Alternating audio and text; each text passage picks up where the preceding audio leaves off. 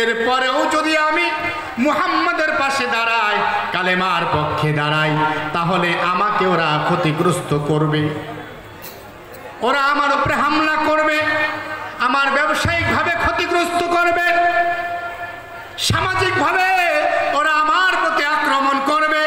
এটা আবু বকর জানতেন কি জানতেন না? জানার পরে আবু বকর ব্যবসায়িকভাবে ক্ষতিগ্রস্ত হওয়ার ভয়ে, নিজের মান সম্মানের ভয়ে আল্লাহর হাবিব মুহাম্মদুর রাসূলুল্লাহকে ছেড়ে চলে গেছেন নাকি পাশে দাঁড়িয়েছেন? আওয়াজ তুলে বলেন। আরে আগে তো দুই একদিন মাঝে মাঝে দাঁড়াইতেন, আবার মাঝে মাঝে দাঁড়াইতেন না। যেদিন ওরা বলেছে আবু বকর তোমার কারণে আমরা মুহাম্মদকে কিছু বলতে পারি না, তুমি একটু দূরে সরে যাও, আবু বকর ওই দিন থেকে আজম বিল জজম করেছেন, আজকের পর থেকে এক মুহূর্তের জন্য আল্লাহর হাবিবকে একা রাখা যাবে না। এক মুহূর্তের জন্য আল্লাহর হাবিবকে একা রাখলে দুষ্ট কুচক্রীকারীরা আল্লাহর হাবিবকে ক্ষতি করতে পারে। আমার ক্ষতি হয়ে যাক, আল্লাহর হাবিবের কোনো ক্ষতি হবে এটা আমি আবু বকর মেনে নিতে পারি না। আওয়াজ তুলে বলুন আল্লাহু আকবার। এক মুহূর্তের জন্য আবু বকর ইবনে কুহাফা মুহাম্মদুর রাসূলুল্লাহর পাশ থেকে সরে যান নাই।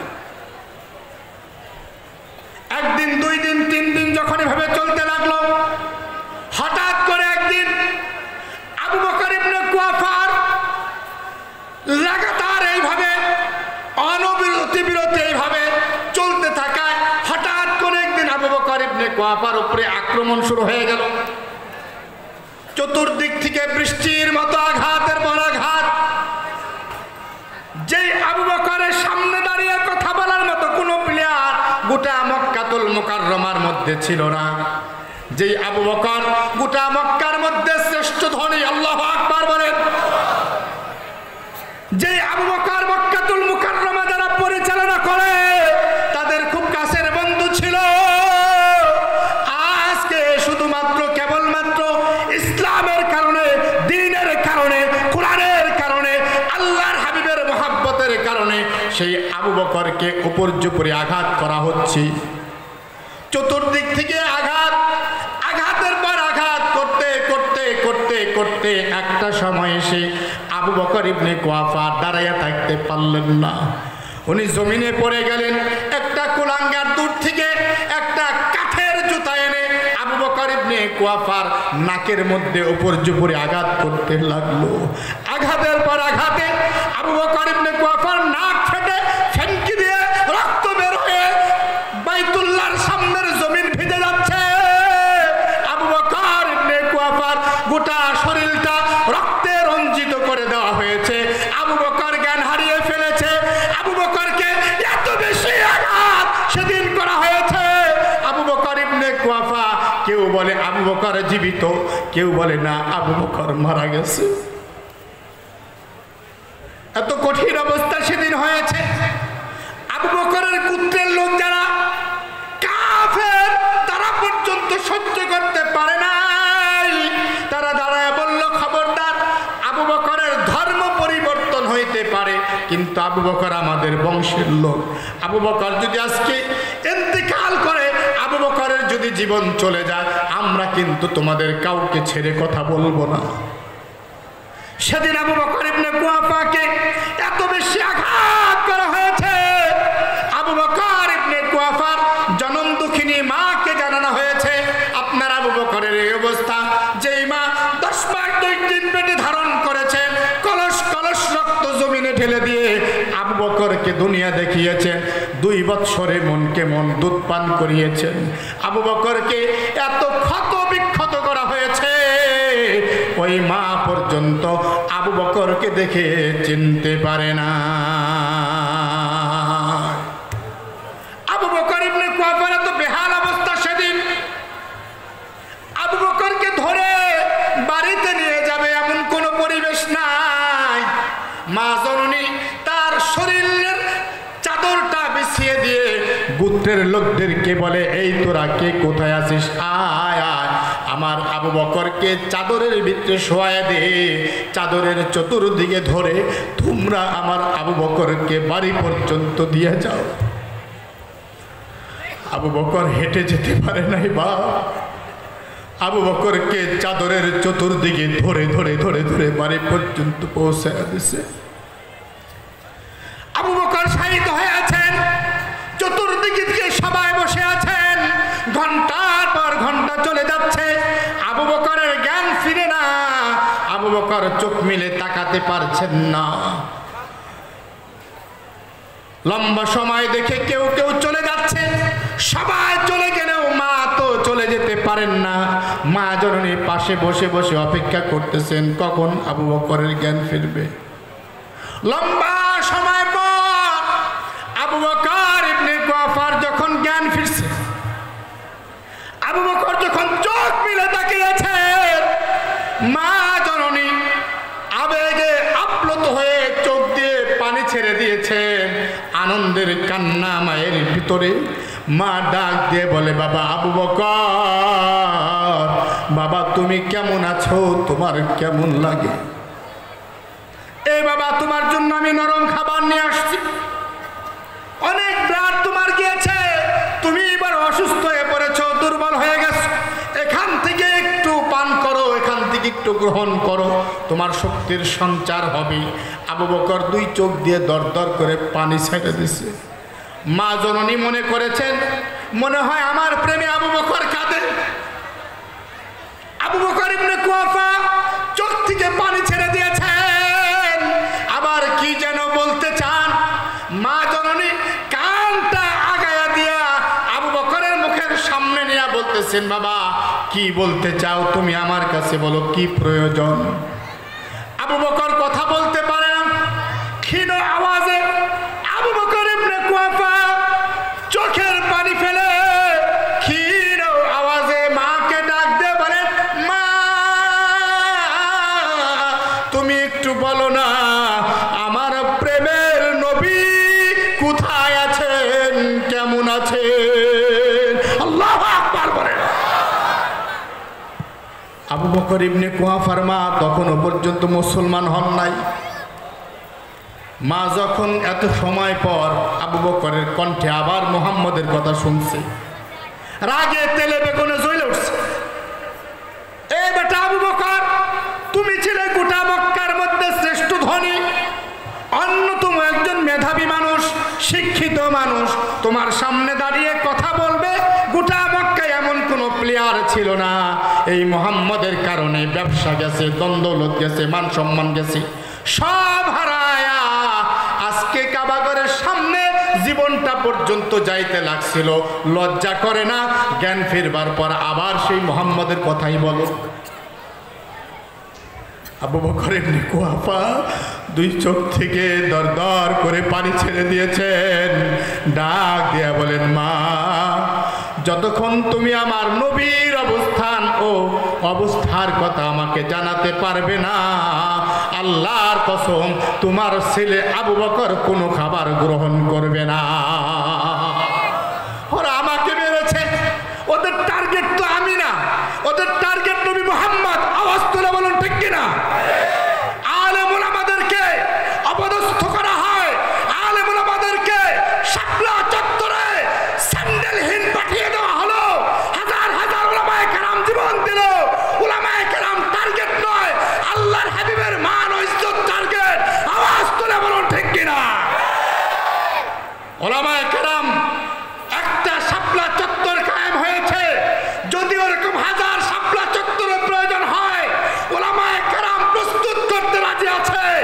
আল্লাহর হাবিবের জীবন ও যৌবন নিয়ে, আখলাক নিয়ে কোন কুলাঙ্গার আওয়াজ তুলবে, কথা বলবে, আমরা মেনে নিতে পারবো না।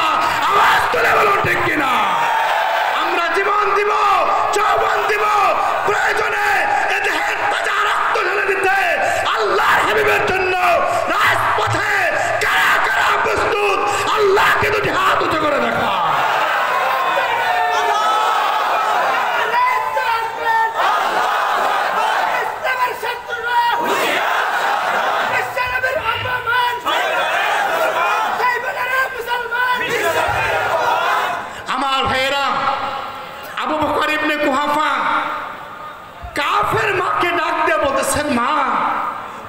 দেখেছো আজকে তোমার আবু বকরের জীবনটা যাইতে গেছিল, যায় নাই? কথা কন না কেন? তুমি দেখেছো আবু বকরের জীবন যাওয়ার উপক্রম হয়েছিল কিন্তু যায় নাই। যদি আজকে কাবা ঘরের সামনে তোমার আবু বকরের জীবনটা চলে যেত, অতঃপর আমার আল্লাহ যদি আমাকে আবার জিজ্ঞেস করতো, আবু বকর আমার হাবিবের জন্য জীবন দিয়ে আসছো, তুমি আমার কাছে কি পুরস্কার চাও? আমি আল্লাহকে বলতাম, আবু বকরকে এরকম 100টা হায়াত দেন, 100 বার আমি মুহাম্মাদের জন্য জীবন দিতে প্রস্তুত। আওয়াজ তুলে বলেন আল্লাহু আকবার। মাকে বলতেছে, মা তোমার আবু বকর জীবন দিতে গেছিল, জীবন যায় নাই। যদি যাইতো, আল্লাহ যদি পুরস্কার চাইতো, দিতে চাইতো, আবু বকর বলতো, আল্লাহ তোমাকে মুহাম্মাদের জন্য জীবন দিতে প্রস্তুত থাকে এরকম 100 আবু বকর চাই, 100 আবু বকরের হায়াত চাই, 100 আবু বকরের জীবন চাই। আবু বকর 100 বারই নবী মুহাম্মাদের জন্য জীবন দিতে প্রস্তুত। কি মনে করেন? মা ডাক দিয়া বলে, বেটা মুহাম্মাদের ভিতরে কি পেয়েছ? কেনই বা মুহাম্মাদের জন্য তুমি এত পাগল? আবু বকর ইবনে কুয়াফা ডাক দিয়া বলে, মা মুহাম্মাদুর রাসূলুল্লাহ পৃথিবীর আর 10টা মানুষের মতো না। মুহাম্মাদুর রাসূলুল্লাহ সর্বকালে সর্বযুগের সর্বশ্রেষ্ঠ মহামানব। আল্লাহু আকবার বলেন। ও মা, মুহাম্মাদুর রাসূলুল্লাহ এমন একজন মহামানব, ওনার কদমটা যদি একবার চুম্বন করা যায়, জমিন ও আসমানের মালিক আল্লাহ খুশি হয়ে যায়। সে নবীর জন্য রক্ত দেওয়া যাবে তো? সে নবীর জন্য জীবন দেওয়া যাবে তো? সে নবীর জন্য ওলামায়ে কেরামকে ভালোবাসা যাবে তো? আজকে আপনাদের উত্তরবঙ্গে নবী করিম সাল্লাল্লাহু আলাইহি ওয়াসাল্লামের দুশমনেরা কাদিয়ানির ফিতনা ছড়িয়ে দিচ্ছে। আওয়াজ তুলে বলুন, জীবন চলে যাবে, আল্লাহর হাবিবের বিষয়ে কোনো আপোষ করা যাবে না। আওয়াজ তুলে বলুন ঠিক কিনা? না খেয়ে মারা যাবেন, কলা পাতার নিচে ঘুমাবেন, 2 টাকার লোভে পড়ে খ্রিস্টান হয়ে যাবেন, 2 টাকার লোভে পড়ে কাদিয়ানীদের সবলে পড়বেন, এমনটি যেন হয় না। আওয়াজ তুলে বলুন ঠিক কিনা? আচ্ছা বলুন তো, কোনো মানুষ যদি বলে লা ইলাহা ইল্লাল্লাহ মানি, মুহাম্মাদুর রাসূলুল্লাহ মানি না, তাহলে সে কি মুসলিম হতে পারে? আওয়াজে সন্তুষ্ট হইলাম না। পিছনের ভাইরা কি বলেন, মুসলিম থাকতে পারে? কাফের যারা, খ্রিস্টান যারা, ইহুদি নাসারা যারা, তারা অকপটে আমি খ্রিস্টান, আমি ইহুদি এ কথার প্রচার করে তারা তাদের ধর্মের প্রচার করে, এটা তাদের ব্যাপার। কথা বলেন ঠিক কিনা?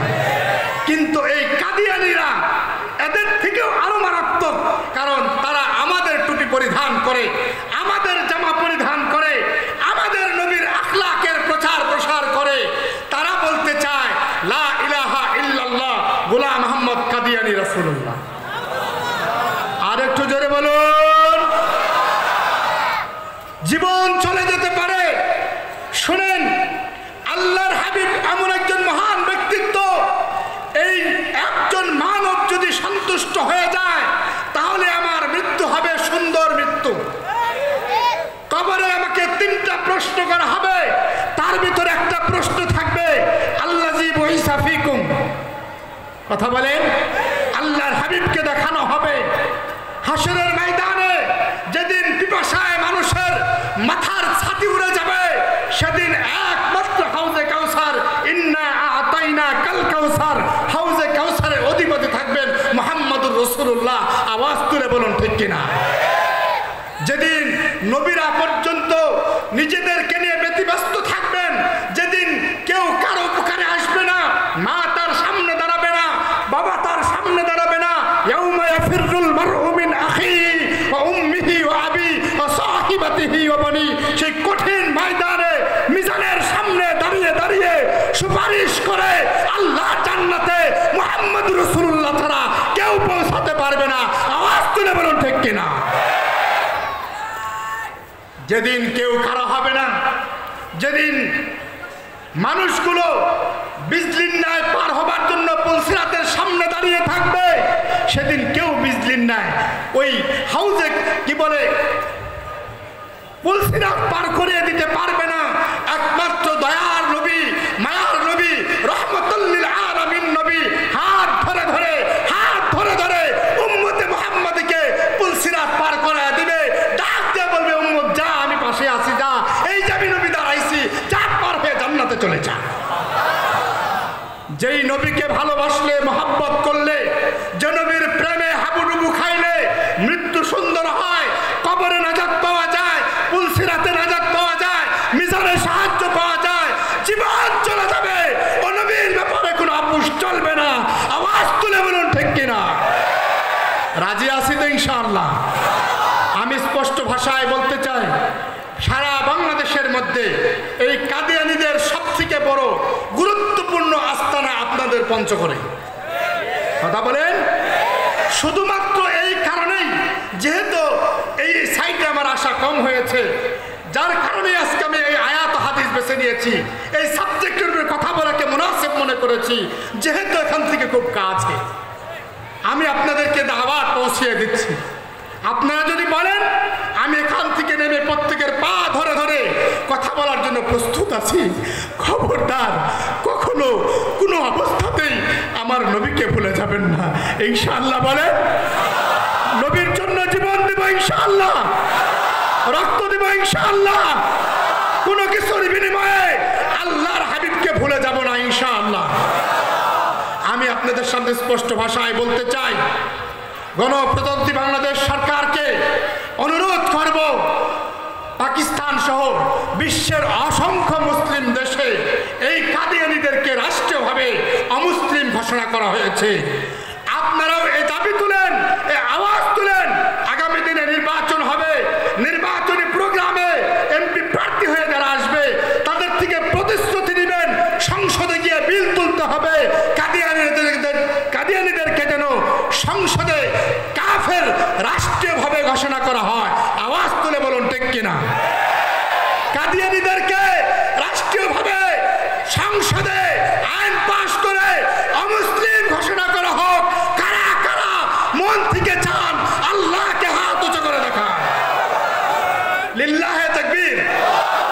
কাফের কাফের, আওয়াজ হয় নাই, কাফের কাফের, আরো জোরে বলতে হবে, কাফের কাফের, কাদিয়ানীরা কাফের, কাফের কাফের, কাদিয়ানীরা কাফের। লিল্লাহে তাকবীর। আল্লাহ কবুল করুক, সকলে বলুন আমিন। আর একটু যারা বলুন আমিন। আল্লাহর হাবিবের জন্য যেই আগ্রহ উদ্দীপনা আপনারা দেখিয়েছেন, এই কণ্ঠ, এই আওয়াজ ইনশাআল্লাহ বৃথা যাবে না, এই ঘাম বৃথা যাবে না, এই ময়দান বৃথা যাবে না। এগুলো হাসরের ময়দান আমাদের নাজাতের ওসিলা হবে। আল্লাহর হাবিবকে কেউ ভালোবেসেছেন আর ওই ভালোবাসা বিফলে গেছে। আল্লাহর হাবিবকে ভালোবেসে কালো পাহাড়ি গোলাম বেলাল সর্বপ্রথম জান্নাতি হয়েছে। আওয়াজ তুলে বলুন ঠিক কিনা? কালো বিলালকে আল্লাহর হাবিব জান্নাতে পেয়েছেন কিসের কারণে? নবীকে ভালোবাসবার কারণে। আওয়াজ তুলে বলুন ঠিক কিনা? আরে এ তো মানুষ, বেলাল তো মানুষ। একটা গাছ, কষ্ট হচ্ছে আপনাদের? একটা গাছ যেটার উপরে হেলান দিয়ে আল্লাহর হাবিব মসজিদে নববীতে খুতবা দিতেন, এই গাছ আল্লাহর হাবিবের ভালোবাসা প্রকাশ করে আল্লাহর হাবিবের সঙ্গে জান্নাতি হয়েছে। আমরা হতে পারবো না? এই যুবকেরা হওয়া যাবে না? আল্লাহর হাবিবের আদর্শ থেকে শ্রেষ্ঠ কোন আদর্শ আছে? আওয়াজ হয় না? আছে। লাকাদ কানা লাকুম ফি রাসূলিল্লাহি উসওয়াতুন হাসানাহ। আজকে এই সুযোগে এই বিশাল ময়দানে আমি আপনাদের কাছে আরজ করছি, বিশেষ করে আমার যুবক বন্ধু যারা আছো, আল্লাহর হাবিবের আদর্শটা ধারণ করা যাবে? আওয়াজ হয় না? যাবে? মাথার চুলটা আল্লাহর হাবিবের চুলের মতো রাখা যাবে? মুখের দাড়িটা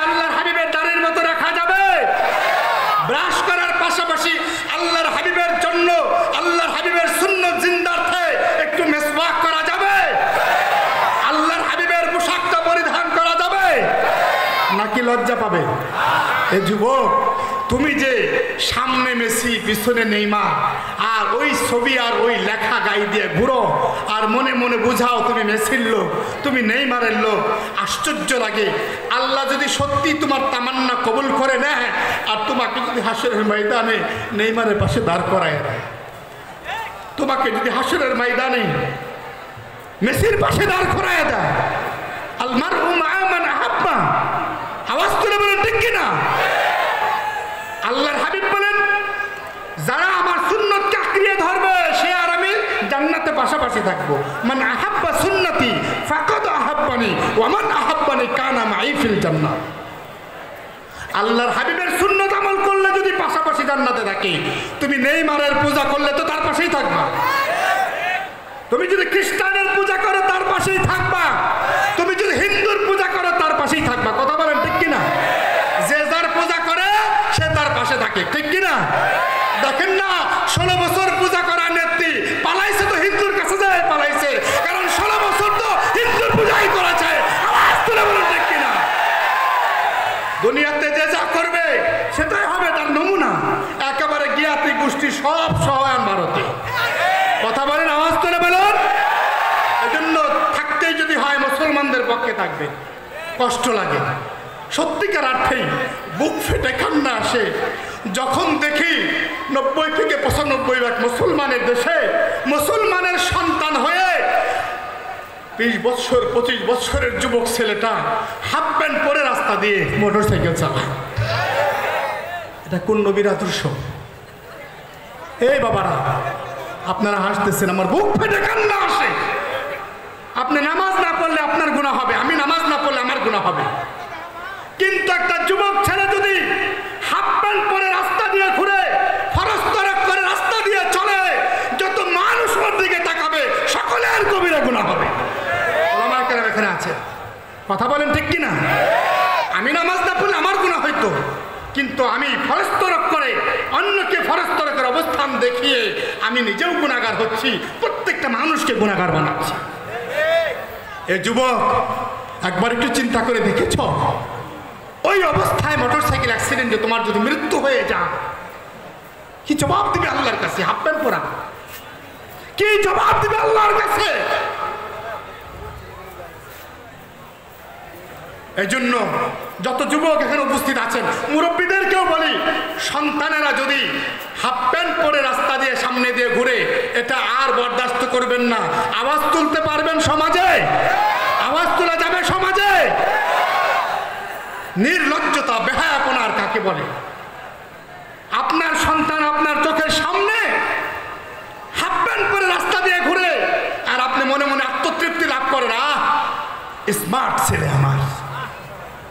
এই স্মার্ট ছেলে আপনাকে জাহান্নামে নিয়ে যাবে। আপনার তাসবিহ আপনাকে কাজে দিবে না, আপনার তাহাজ্জুদ আপনার জাহান্নাম ফিরাইতে পারবে না। আওয়াজ তুলে বলুন ঠিক কিনা? শান্তি যদি পেতে চান, নাজাত যদি পেতে চান, একমাত্র আদর্শ মুহাম্মদ রাসূলুল্লাহর আদর্শ। হাতে আমার সময় নাই, আরেকটু কথা ছিল, বলবো পরে ইনশাআল্লাহ আগামী দিনে সুযোগ হলে। তবে আমি স্পষ্ট ভাষায় বলতে চাই, প্রেম বলেন, ভালোবাসা বলেন, আদর্শ বলেন, সব কিছু রেখেছেন আল্লাহ মুহাম্মদ রাসূলুল্লাহর ভিতরে। আওয়াজ তুলে বলুন ঠিক কিনা? আদর্শ যদি গ্রহণ করতে হয়, মুহাম্মদ রাসূলুল্লাহর আদর্শ গ্রহণ করতে হবে। ভালো যদি বাঁচতে হয়, মুহাম্মদ রাসূলুল্লাহকে বাঁচতে হবে। একটা মরা কাঠ যেটার উপরে হেলান দিয়ে আল্লাহর হাবিব খুতবা দিতেন। একজন সাহাবী এসে বলতেছেন, ইয়া রাসূলুল্লাহ, আপনি বিশ্ব নবী, আপনি একটা মরা কাঠের উপরে হেলান দিয়ে খুতবা দেন, একটা গাছের উপরে হেলান দিয়ে খুতবা দেন, বেমানান। আমার একটা খাদেম আছে, মিস্ত্রি, ভালো কাঠ মিস্ত্রি, আপনি অনুমতি দিলে সুন্দর একটা চেয়ার এনে আগামী জুমা থেকে আপনার খুতবার জন্য ফিট করে দেব। আল্লাহর হাবিব সাল্লাল্লাহু আলাইহি ওয়াসাল্লাম সাদা মনে সাহাবীকে অনুমতি দিয়ে দিলেন। সাহাবী এবার শুক্রবার আসতে আসতে সুন্দর একটা মেহরাব, সুন্দর একটা চেয়ার এনে মসজিদে নববীতে আল্লাহর হাবিবের জন্য ফিট করে দিলেন। আল্লাহর হাবিব শুক্রবারে জুমার দিনে জুমার খুতবা দেওয়ার জন্য যেই মাত্র সুন্দর চেয়ারের ভিতরে বসে গেছেন, এবার আল্লাহর হাবিব দেখেন পিছন দিক থেকে গুনগুন গুনগুন কান্নার আওয়াজ আসে। আশ্চর্য আশ্চর্য হয়ে গেলেন, কি ব্যাপার, আমার পিছনে তো কোনো মানুষ নাই, কান্নার আওয়াজ কোথা থেকে আসে? আল্লাহর হাবিব সাল্লাল্লাহু আলাইহি ওয়াসাল্লাম তাকায় বুঝতে পারলেন আর কিছু না, কান্নার আওয়াজটা মরা ওই গাছের, খেজুর গাছের ভিতর থেকে ভেসে আসতেছে। আল্লাহর হাবিব সাল্লাল্লাহু আলাইহি ওয়াসাল্লাম খুতবা দেওয়া বন্ধ করে দিলেন। প্রেমের নবী, রহমতের নবী, রহমাতুল লিল আলামিন নবী, মায়ার নবী খুতবা বন্ধ করে মরা গাছটাকে আল্লাহর হাবিব জড়ায়া ধরছে। আল্লাহর হাবিব বুঝতে পেরেছেন গাছের ভিতরের অবস্থা এমন সৃষ্টি হয়েছে যেই অবস্থার প্রেক্ষিতে আল্লাহ পাক রব্বুল আলামিন গাছের জবান খুলে দিছে। আল্লাহ ইচ্ছা করলে জবান খুলতে পারে না? পারে না? আরে আল্লাহর হাবিবের সঙ্গে হরিণ কথা বলেছে, সাপ কথা বলেছে, আল্লাহর হাবিবের সামনে ছাগলের বাচ্চা কথা বলেছে। এত ইতিহাস বলার টাইম আমার হাতে নাই। মরা খেজুর গাছের ভিতর থেকে যখন কান্নার আওয়াজগুলো ভেসে আসছে, আল্লাহর হাবিব সন্তান কান্না করলে মা যেমন তাকে আদর করে বুকে ছুঁয়ে নেয়, আদর করে দেয় আর কান্না বন্ধ করে দেয়, আল্লাহর হাবিব মায়ার হাতটা খেজুর গাছের উপরে বোলায়া বোলায়া বলতেছে, খেজুর গাছ কান্না করো না, আমি বুঝতে পেরেছি তোমাকে আমি আমার পিছন থেকে সরিয়ে দিয়েছি, তাই তো তুমি বড় আঘাত পেয়েছো। আমি আল্লাহর কাছে দরখাস্ত করতেছি, আমি দোয়া করে দিচ্ছি, ও খেজুর গাছ তোমাকে আবার মসজিদে নববীর সামনে লাগিয়ে দেওয়া হবে, তুমি আবার জীবিত হয়ে যাবে, তোমার থেকে পাতা গজাবে, তোমার থেকে ফল হবে, কিয়ামত পর্যন্ত তোমার হায়াত হবে, পৃথিবীর শত মানুষ আসবে তোমার থেকে ফল গ্রহণ করবে, তুমি সম্মানিত হবে। এতক্ষণ পর্যন্ত খেজুর গাছ কান্না করতেছিল, কান্না করতেছিল, এবার খেজুর গাছ কথা বলা শুরু করছে। সুবহানাল্লাহ বাড়ি যে বললেন কালকে, খেজুর গাছ এবার কথা বলতে আরম্ভ করছে, ডাক দিয়ে বলতেছেন, আল্লাহর হাবিব মসজিদে নববীর সামনে ফিট হওয়া লাগবে, আমার থেকে খেজুর হবে, কিয়ামত পর্যন্ত মানুষ বরকতের খেজুর খাবে, এগুলো একটাও আমার চাওয়া না। ওগো নবীজি আমি তো আপনার চাই। সুবহানাল্লাহ কইবেন না? ওগো নবীজি আমার তো আপনাকে প্রয়োজন, আপনাকে আমি চাই। আল্লাহর হাবিব বলেন, কি চাও তাড়াতাড়ি ভালো করে বলো। খেজুর গাছ ডাক দে বলে, আল্লাহর হাবিব আল্লাহকে একটু বলে দেন না হাসরের ময়দানে আপনি যেই জান্নাতে থাকবেন গো নবী, ওই জান্নাতের ভিতরে যেন আল্লাহ আমাকে ফিট করে দেয়। খেজুর গাছের ভালোবাসা, আল্লাহ নবীর প্রতি প্রেম ও ভালোবাসা, চোখের দুফোঁটা পানির বদলতে আল্লাহর হাবিব আল্লাহর কাছে দোয়া করে দিলেন, আল্লাহ খেজুর গাছের এই প্রেম ও ভালোবাসায় আমি অভিভূত হয়েছি, আল্লাহ তুমি খেজুর গাছের দোয়া কবুল করে নাও, আমার জান্নাতের ভিতরে ওকে তুমি ফিট করে দাও। খেজুর গাছের সামান্য কান্না ও আকুতি মিনতির বরকতে আল্লাহ পাক রব্বুল আলামিন একটা মরা খেজুর গাছকে আল্লাহর হাবিবের জান্নাতের সাথী বানায়া দিছে। তাহলে আমরা তো আশরাফুল মাখলুক, শ্রেষ্ঠ জাতি। আওয়াজ তুলে বলুন ঠিক কিনা? আমাদের চোখের পানি খেজুর গাছের পানির থেকে কম মূল্যবান না বেশি মূল্যবান? আমাদের জবানের আরজি খেজুর গাছের জবানের আরজির থেকে কম মূল্যবান না বেশি মূল্যবান? তুলনাই হয় না। আওয়াজ তুলে বলুন ঠিক কিনা? তুলনাই হয় না। অতএব সেই মানুষ আমরা যদি আল্লাহর হাবিবের প্রেম ও ভালোবাসা দিলে জাগ্রত রাখতে পারি, আল্লাহর হাবিবের জন্য নিবেদিত প্রাণ হতে পারি, আশা করা যায় মান আহাব্বা সুন্নতি ফাকাদ আহাব্বানি ওয়া মান আহাব্বানি কানা মাই ফিল জান্নাহ। আওয়াজ তুলে বলুন ঠিক কিনা?